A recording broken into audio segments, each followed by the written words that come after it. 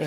자, 오늘 첫 소식 중고차에 관한 겁니다. 요즘 실속을 중시하는 사람들이 늘면서 이 거품 없는 중고차 찾는 발길도 늘고 있다고 합니다. 그런데 문제는 소비자가 자동차를 잘 모르는 것을 이용해서 이 침수차나 사고 차량 같은 문제가 있는 차량을 속여서 파는 경우가 많다는 겁니다. 네, 그 소비자들의 허위 매물 피해를 막기 위해서 이 중고차 매장마다 그 안전거리를 강화하고 있다고 하는데요. 그 현장을 다녀왔습니다. 경제 불황 속 활기를 띠는 중고차 시장. 저렴한 가격에 구매할 수 있어 중고차에 대한 선호도가 높아지고 있다는데요. 문제는 안전한 중고차 거래. 해마다 늘어나는 중고차 허위 매물로 피해를 보는 사례가 많다는데요. 현재 중고차 시장은 신차 시장이 약 2배가 넘는다고 볼 수가 있습니다. 중고차에는 370만 대를 거래하기 때문에 그만큼 여러 가지를 주의를 해줘야 됩니다. 특히 이제 인터넷상에 허위 미끼 매물이 한 30% 있기 때문에 구입할 때 상당히 좀 주의를 요한다고 볼 수가 있고요. 그 밖에 여러 가지 문제점을 대비하는 것이 가장 좋은 방법이라고 볼 수가 있습니다.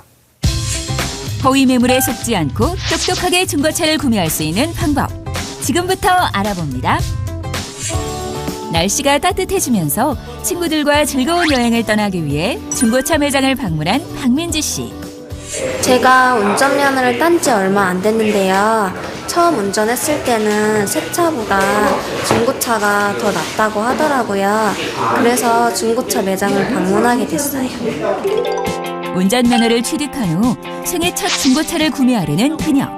하지만 중고차에 대한 지식과 경험이 부족해 어떤 중고차를 골라야 할지 고민이라는데요.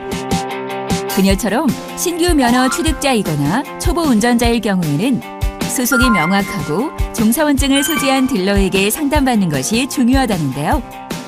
일부 중고차 직거래 딜러는 무자격증 신분임에도 불구하고 대포폰 및 대포 통장 등으로 신분을 위조하여 버젓이 판매 행위를 벌이곤 합니다. 이러한 딜러들은 잘못된 방법으로 중고차를 알선할 가능성이 크기 때문에 종사원증을 갖춘 딜러와 상담하시길 바랍니다. 딜러와의 상담을 통해 자신이 원하는 중고차를 찾았다면 시험운전을 요청해야 하는데요. 차량 시동을 걸었을 때 엔진음과 엔진 회전수, 배기음 등 차량의 작동 상태를 살펴보고 주행 후 엔진 아래 바닥에서 오일이 새는지 여부도 정확히 확인해야 합니다. 또한 서류도 꼼꼼하게 살펴봐야 한다는데요. 사고 이력표에 성능 상태 기록부를 필수적으로 확인하셔야 합니다.